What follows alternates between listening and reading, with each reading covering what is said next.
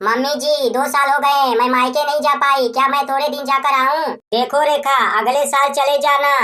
जब चंचल दीदी हर 3 महीने पर घर आती है तो मम्मी काफी खुश होती है और कहती कितने दिन के बाद आई हो। और मुझे 2 साल हो गए, मेरे बारे में कोई कुछ सोचता ही नहीं है। मेरी खुशी किसी के लिए कोई मायने नहीं रखती है। और क्या दिन भर इन लोगों को खाना बना कर खिलाती रहूं, घर का सारा काम करती रहूं? क्या मेरी यही जिंदगी है? और शाम को चंचल दीदी आने वाली है, देखना मम्मी कितना खुश होती है। खाने के अलग अलग फरमाइशों की लड़ी लगती रहेगी। कभी चंचल दीदी के लिए समोसा बना दो, कभी पालक पनीर, तो कभी बिरयानी। मैं इतना क्यों सोच रही हूँ, करना तो मुझे ही बनाना है। तो चलो किचन में अभी से तैयारियां में लग जाऊं। रेखा जल्दी नीचे आओ, देखो चंचल आई है। कैसी हो भाभी? अच्छी हूँ दीदी। और घर में सब कैसे हैं? अच्छे हैं। अच्छा, हमारे जीजा जी कैसे हैं? वह भी भाभी अच्छे हैं।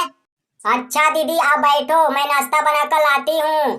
नहीं नहीं भाभी, कुछ मत बनाओ, मैं अभी घर से नाश्ता करके आई हूँ। और भाभी केवल 2-3 घंटे ही रहूंगी, क्योंकि सास की तबीयत ठीक नहीं है।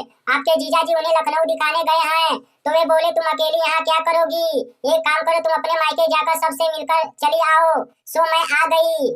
अच्छा दीदी रुको, मैं खाना बना देती हूँ। आप खा भी लीजिए और जीजा जी के और आपके सास के लिए खाना भी बांध कर दे दूंगी। अरे भाभी मेरे साथ बैठो, बातें करो, शाम तक मैं चली जाऊंगी, खाना तो बनता ही रहेगा। तुम एक काम करो रेखा, चंचल के साथ बैठो, बातें करो, मैं कुछ बनाती हूँ। जी नहीं मम्मी जी, मैं बनाती हूँ, आप दीदी से बात कीजिए। कोई बात नहीं भाभी, आप खाना बनाओ और मैं आपसे बातें करूंगी, थोड़ी मदद हो जाएगी, यह ठीक रहेगा। क्यों माँ? ये भी सही है बेटी।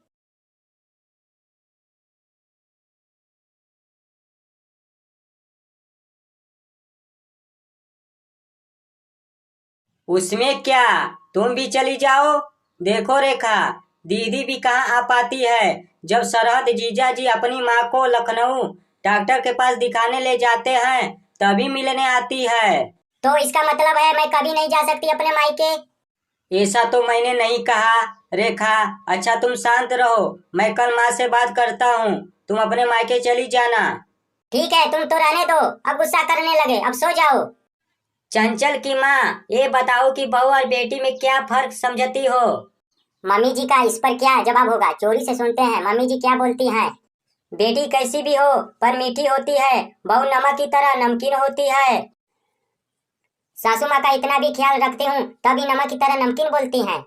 ठीक है चंचल की माँ, अब मैं जाता हूँ। ठीक है बहन।